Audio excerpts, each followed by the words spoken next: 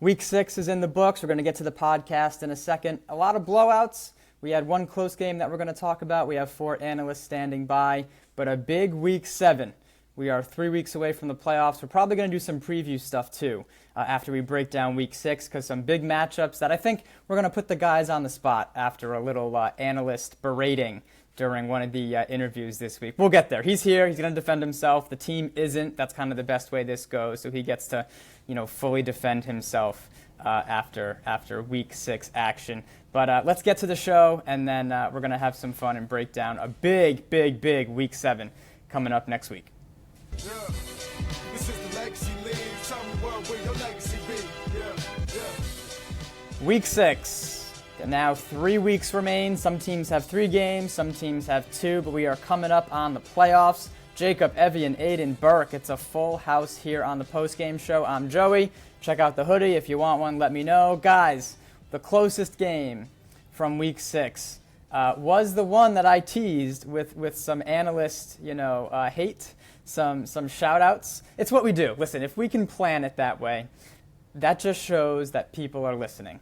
Right? So they're listening, so that's good. So now you guys actually have to be on your shit and, back up what you're saying, which is what happened last week. But Aidan was proved wrong when the Air Mambas defeated the Gym Rats 72-63.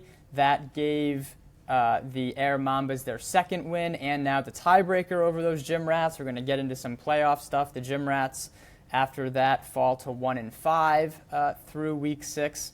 Our closest game, like I talked about, from Week 6. Let's just get to Aidan first. We'll do stats and all that good stuff. They're always up on the website, thelegacyleagues.com. Aidan, without getting too personal, and I know you won't, but first, the game, okay? The Air Mambas, I haven't looked at the stats at all, and that's part of my job here. So they made 10 threes to the Gym Rats 3 threes. That's a huge part of this. The Gym Rats had a third quarter where they tried to make it a little interesting, and it was ultimately the Air Mambas getting the win, proving Aidan wrong. How'd they do it? Yeah, they, like you just said, they proved me wrong, and I think this, like I said before, the reason I got called out is because I said this team plays a lot of eye basketball and not team basketball, and they kind of disproved me last night. They were swinging the rock. I mean, they only had 8 assists, but it felt like they had probably a lot more hockey assists. But they shot 50% from the field exactly. 23 of 46, 10 of 28 from 3. It just looked like the team was starting to become a cohesive unit, and they were just passing the ball. And there was no egos this time. They were accepting of coming out, coming in. But yeah, they were able to get it done against the Gym Rats. The Gym Rats did lose Aidan Viveros in the first half of the game, I believe. But again, Air Mambas proved me wrong, and I hope they continue to make a run. And I was going to say that. So you mentioned Aidan Viveros not playing the full game. The Air Mambas out-rebounded the Gym Rats 39-36. So coming in, you told me that. I've been like, oh, the Air Mambas probably, you throw in, they made 7 more threes, right, on top of winning the glass. That's their recipe in a game where they probably weren't the bigger team. Yeah, Burke, you can jump in on this one. I'll do more of the stats in a second, but I kind of like not overcrowding this early because we can always get to the stats later. We didn't put Burke on the spot for this one last week. He can always be like, oh, I would have picked, the Air Mambas anyway. But how did, without Aidan, I guess we can kind of go this way. How did the Gym Rats adjust? I during the entire game, let's make sure So Cam Grilly, we talked about X Factors last week. 20 points for him, and I think he kind of filled in that role a little bit and kind of played much better than he has the past couple weeks. But what'd you see from both teams, Burke? Yeah, like Aidan said, I saw a more cohesive group from the Air Mambas. I think last week, Say Rosado shot 28 threes by himself. Not to call him out, but just saying they only shot 28 as a team this week. So I think that goes into them kind of playing a more cohesive group type of basketball. Brandon Whitman didn't have the game he wanted. I think it was because of Luis Ramirez was just dominating the paint. There was no Aidan Viveros to kind of move him, so he could just stay down there and just alter a lot of the shots that Brandon took. So it kind of put more pressure on the other guys, and they were short. So I think that's ultimately why they came up short. Yeah, Brandon Whitman, 23 points, but you look at the shooting, 9 for 32 and 0 for 7 from 3. So I think kind of adjusting. We expect him to get to the rim more than take those threes. But he was going to the rim early and was being turned away by Luis Ramirez. And so, yeah, when that's not working, you kind of have to try to adjust a little bit, and just wasn't able to find it from deep. We talked about Cam Grilly, Aidan Viveros, only 9 points. And again, 35% from the floor for the Gym Rats. Evien, the Air Mambas, I know you've seen them a couple times this season, 50% from the floor. Jose Rodriguez with 3 threes, and a lot of them were from nearly half court. Keon Lawrence, I think, can be one of those X-Factor players we may not have talked about too much last week, but he was doing a little bit of everything for this team. We can get back to the Air Mambas, Evien. What'd you see? It was a really good performance for the second game of the night. There was a lot of deep threes. That's what I got to learn, that you kind of have to guard up on them. You can't just let them, you can't just drop down and try to play the post. I know a lot of players like to do that, especially in this league, but with Thunder, they're going to let it fly. So I definitely think you got to play a good perimeter defense, and I think they just got the best of the Gym Rats. And we talk about the RI Warriors, right? Taking a lot of threes. The Air Mambas took on maybe some of that this time. We talked about it, 10 of 28. Jacob, we've talked about it a lot, but this kind of for the Air Mambas gets them on track. We are going to look ahead as well as do some playoff stuff. I think that's a good direction to go with the Week 7 slate we have coming up. But the Air Mambas get the RI Warriors next week, a team right next to them in the standings still, one of the teams that Aidan probably somehow picked in front of them last week and has been called out multiple times for it. I don't even think there's a question here. I mean, we've talked a lot about this game, but this recipe was for the Air Mambas, and I guess how do they replicate that, right? You can take a ton of threes, but you got to make them. You got to rebound. How do they keep this going, Jacob? Yeah, I mean, Aidan pointed it out. A lot of team basketball is more important than the I basketball and the me basketball. That's why Kobe said there's I and team, stuff like that, or I and win rather. But they put the me in team for sure. And it's credit to being on the glass. They were hitting bodies and boxing out. A little different than their name of being Air Mambas. They were on the ground. They were finding a body on every shot, and that's super important. And although Luis had 17 rebounds, the rest of the team also had 20-something rebounds. And that's really crucial to not leave one guy down there in the paint, because then it can turn into a mentality thing. Hey, guys, I'm the only one boxing out. I'm the only one getting rebounds. And that big man putting in less effort. Didn't see that last night. And if they can keep up this mentality of team basketball, I think it's a recipe for success.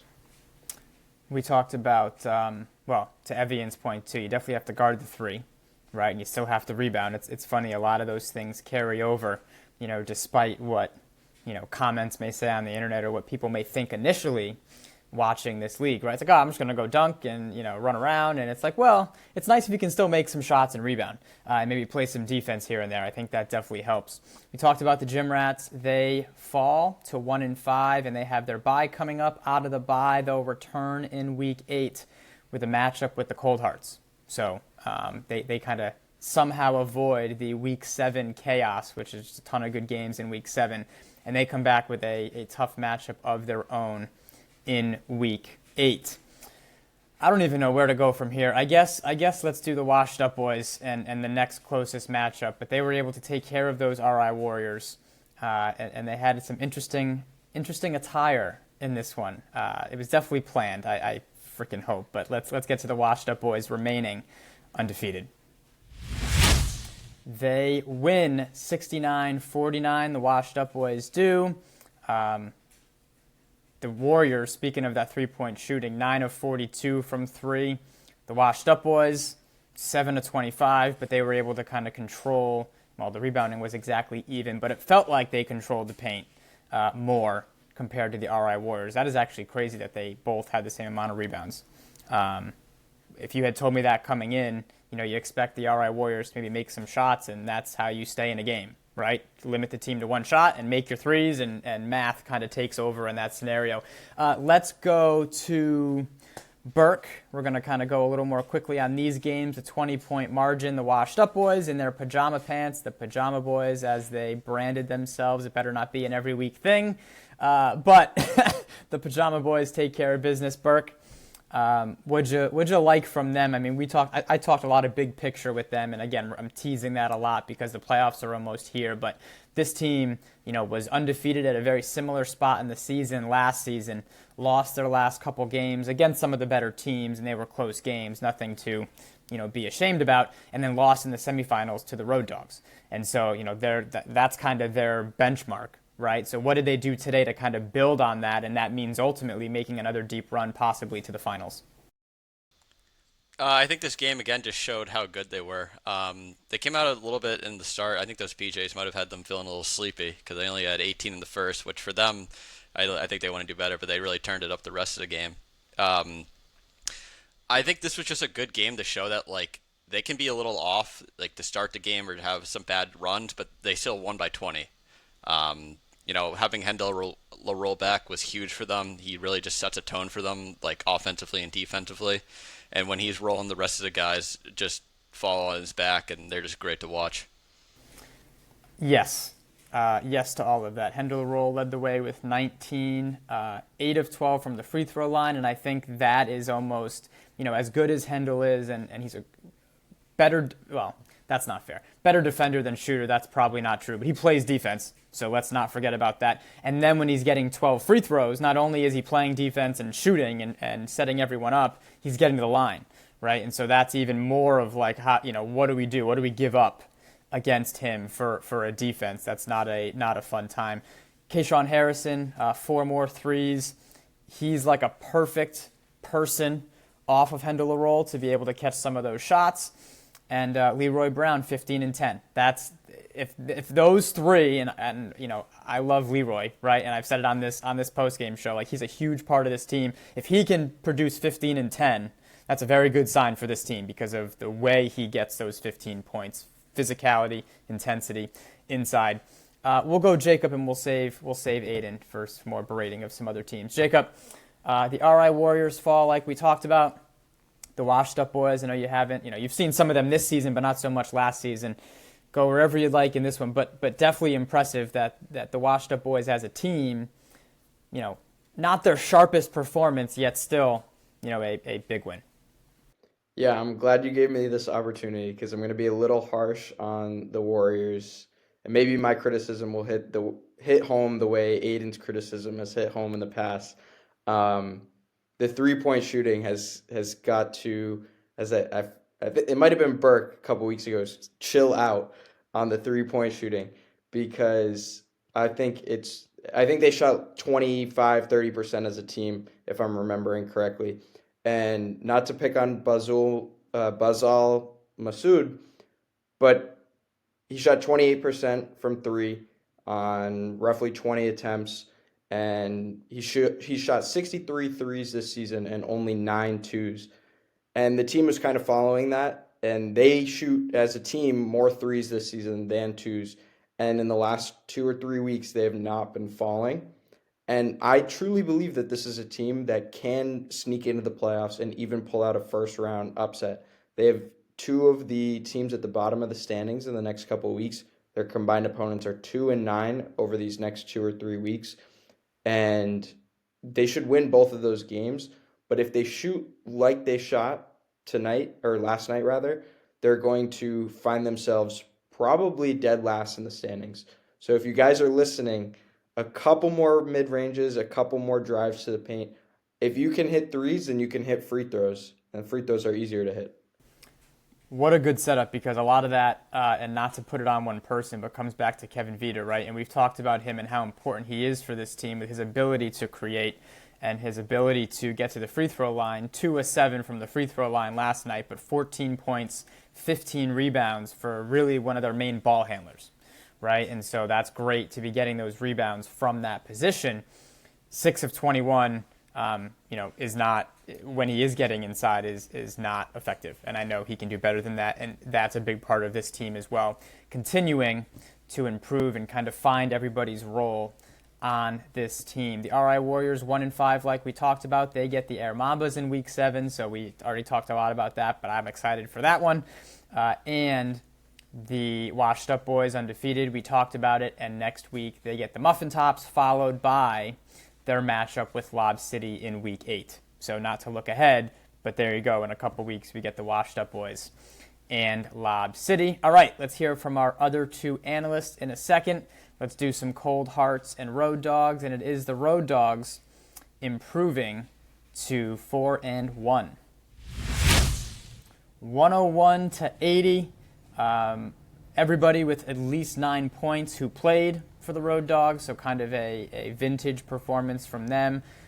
Really, the Cold Hearts jumped out early, so I don't even want to stomp on anybody's thunder. Evien, we're going to go to you nice and quick. And what did the Cold Hearts do early, right, as they were able to, they were up.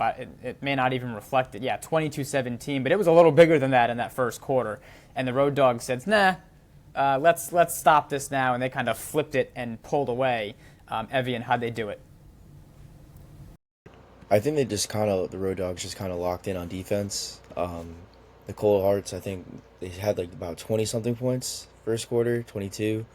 They played pretty good in the first half, but if you look at the box score, like the Road Dogs kind of just turned up their defense. They had 8 steals compared to the Cold Hearts 2, which is a drastic difference. I think that kind of just like ended up getting them the lead for the game.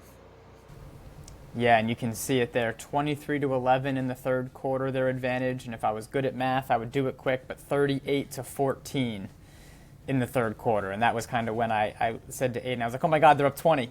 Like it felt like they were up that much, but I didn't think it happened that quickly. And it did. Like pretty much right out of halftime, they were able to blow it open against the Cold Hearts. Aidan, the Cold Hearts coming off a bye, so they fall to 3-2, and they get a matchup with another 3-2 team next week. So very excited about that. They, like we talked about, held their own for a quarter, and even a little longer than that. That's not fair. Really, a competitive first half, and then just too much Road Dogs. Which that's a lot of teams have faced that problem, right? When they're able to sub and keep bringing in these types of players. You can do some of the stats as well, but. Kareem Cooper, 9 for 12. Shaq Ardrey hit 4 threes, led the way. Rashid Sanchez, 14 points. Devon Bailey, a big body to kind of throw in there. We didn't even get to Kevin Views, right? An MVP in our Massachusetts league over the summer. Kind of a different role on this team, but still has the talent. So what'd you see from the Road Dogs, Aidan, as they get to 4-1 and they're kind of lurking to get back into that top 2 in the standings?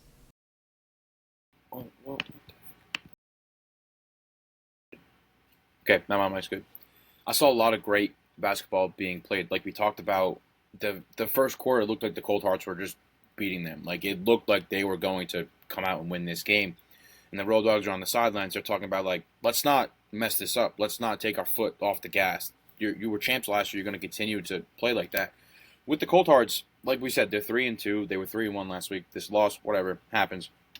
But this was their second test of a really good team. Their only 2 losses have come from Lob City and Road Dogs. As a team, I should be happy with only losing to those 2 juggernauts of a team. They haven't had Carter Clifton in the last couple weeks. He's another guy that can pour in 15, 16 points, bigger body. It was tough. Tom DeAndrea was just getting out bigged. And that's crazy to say because he's one of the bigger guys in the league, and he averages, I think, 16 or 17 rebounds a game. And he only, this game, he only had 16. I lied. He still boarded him up, but it felt like the disparity was bigger. He was going against Devon Bailey a lot, but the Cold Hearts, like you said, they lost by 20, but it felt like it was a lot more. They were playing good defense. They were playing good basketball, and they didn't let the Road Dogs' antics or their physicality stop them. So they lost, but they should be happy with how they played because the only 2 losses have come from juggernaut teams. I have a feeling.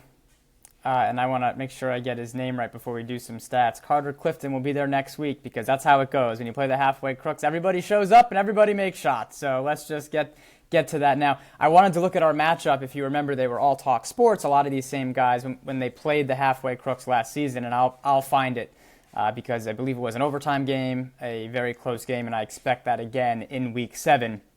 Justin Bianchi with 38, 14 of 20 from the floor. He was able to find some success down low a little bit, so I'm sure he'll look to continue that next week.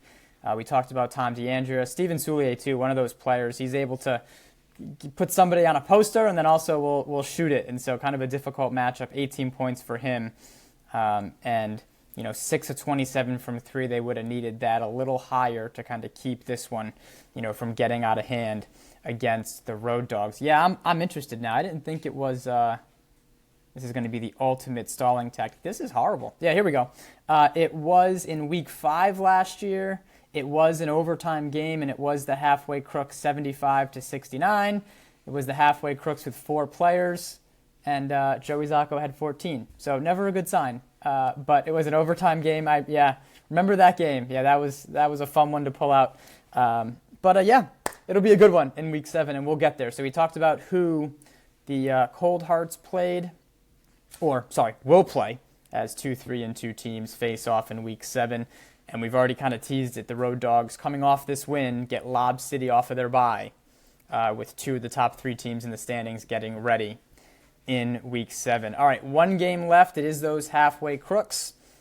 We will break down their game and kind of what they can build on getting ready for that Cold Hearts game next week as they defeat the Muffin Tops. Score's gone. 122-84. The halfway crooks get the win. Only 6 players. Jared Hansen led the way. All right. We're gonna do this. Evien. All right. So can obviously break down this game a little bit. You saw some stuff from Jared Hansen. We saw kind of Nick Lemoyne be super effective. You haven't seen Aidan's seen this team, and has seen Jared Hansen, right? But if you want to talk on him a little bit, he made a ton of threes. But we need that, as I'm going Wii mode, right? We need that Jared Hansen more, especially against the Cold Hearts. But what did you see, Evien, from the halfway crooks and kind of, some of the players and some of the things they can do, right, and need to replicate next week?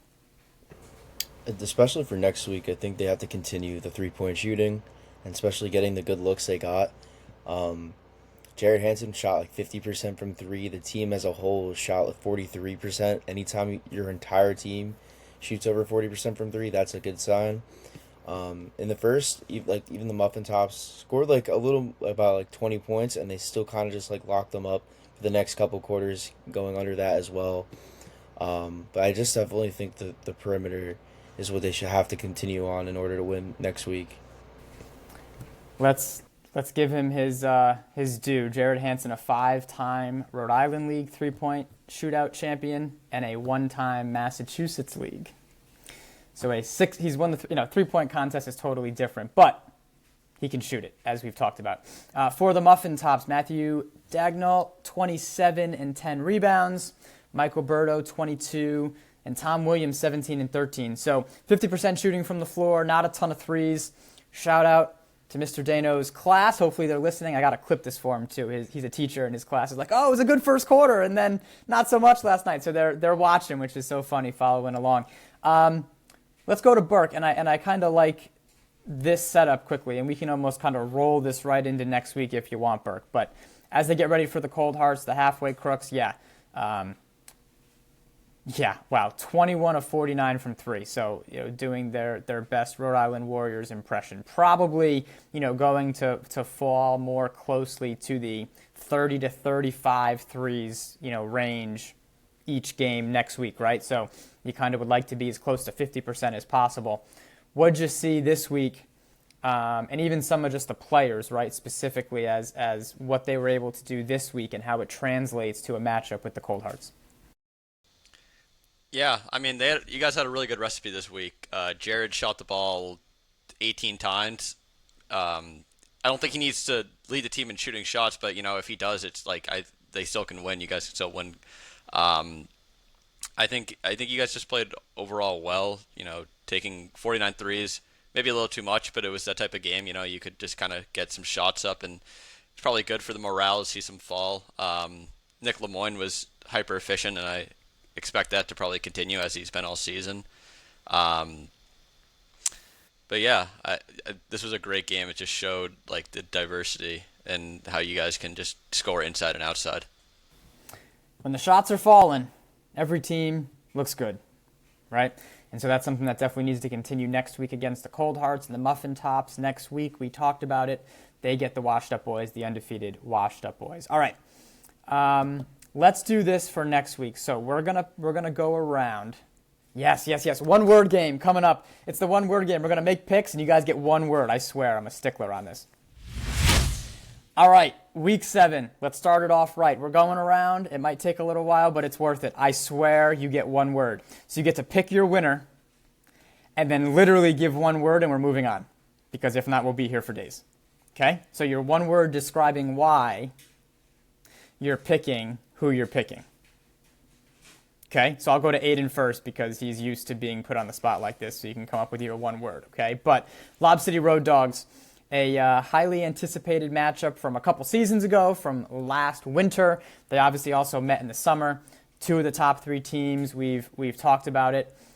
We can try to pull up some team stats quickly. This is horrible, but 2 of the top scoring teams, the Road Dogs actually have scored the most points. Lob City have made the fewest threes. So talk about, the second fewest threes. So you kind of talk about some of the differences there. Aidan, who do you have winning? Lob City and Road Dogs, and then literally one word. Road Dogs, depth. Okay. See how much you can get across with one word. It's a beautiful thing. I put people to the test, and we keep it moving. All right, Burke, who you got? And then your one word.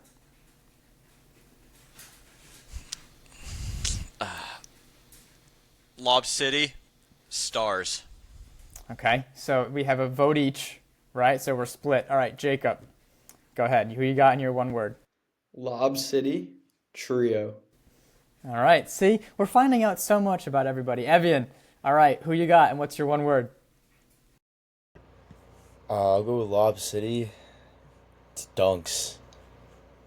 All right, see? Beautiful. And we're moving on. So we got 3 for Lob City and 1 for the Road Dogs, if that isn't motivation. But, Aidan, you're on the right, maybe the right side this time of, right, who knows? Yeah, no one knows. Moving on to that halfway Crooks and Cold Hearts matchup.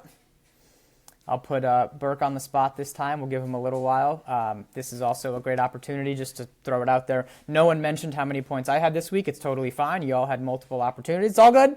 It's all good. No, but Burke, who do you got in this one? A battle of 3 and 2 teams, halfway Crooks and the Cold Hearts. And what's your one word? Crooks, halfway Crooks, and Joey. Okay, so he just, listen, that's great, and you can't repeat words, so that's good. We'll get it out of the way. Yes, I will make a shot, I promise, in this one. Don't you worry. Jacob, who you got? I need 2 words for a good nickname. No, hyphenate it. You better say it quickly. Hyphenated. Cold Hearts, Bianchi Buckets. All right, we have broken into the hyphenation, which is fine. Yes, all right, it's hyphenated. It's one word. It counts. Yes, Justin Bianchi will be a big factor in this one. All right, Evien, who you got in your one word? Halfway Crooks, triples. Yeah, we talked about the shooting, right? So, yeah, we can look right to that. All right, Aidan? Crap. There we go. I'm going to pick the halfway Crooks, and I'm going to say Jared. All right. Was that a clean sweep too? That's so bad. Oh no, yeah. Okay, sorry. Good. Cold Heart. All right. Good. 3-1. 3-1. We can take that. We don't need any jinxes going on. All right. Let's do. I'm still gonna put you guys on the spot. So, Washed Up Boys Muffin Tops. I'm interested in your one word. Okay. I would, if anybody wants to pick the Muffin Tops, you can go right ahead. But the undefeated team most likely will not be picked to lose very often. So. We'll go backwards. Evien, your one word and who you got in this one. Washed Up Boys. I'm going with Washed Up Boys, but I'm also just going to say depth. Is that all right? As long as you didn't say it, I guess you can repeat it. That's fine. I'll break a rule. It's all good. Aidan, go ahead. Oh, dude. Washed Up Boys, Leroy. All right. Whatever you do, don't say pajama. That's cheating. That's too easy. So I hope I took Burke's word. Burke, go ahead. That was my word, Joey. I'm gonna go washed up boys, and I'm gonna say athleticism. All right. Jacob, go ahead. I wanted pajama. No, I'm gonna say washed up boys patterns. All right. All right. So he cheated. He's still all right. It has nothing to do with basketball. It's the No, right? no, this is a pattern. They've won 5 times in a row. Okay. They're gonna repeat the same behavior. Good. Not the patterns on their pajama pants. I thought you found you sneakily found a workaround. All right.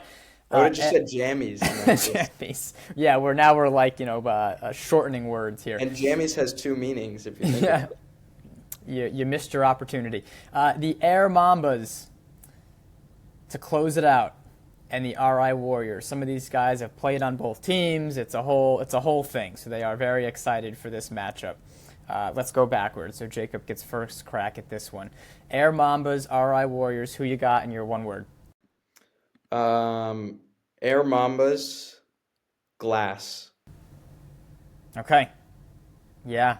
If we open that stat sheet and the rebounds are even again, it's going to be an interesting one. But that's how the RI Warriors kind of overcome it, right? It's just 2 different styles of play. Evien, all right, who you got and what's your one word? Air Mambas and Lewis. All right, I like it. Aidan? All right, won't be on the wrong side of this week. My pick's the Air Mambas, defense. And it could be the ultimate jinx because what if you're, who knows? It's going to be a good game. So, but well, we'll see. We'll see who's on the wrong side. Burke, who you got? I'm gonna support the RI Warriors. Threes.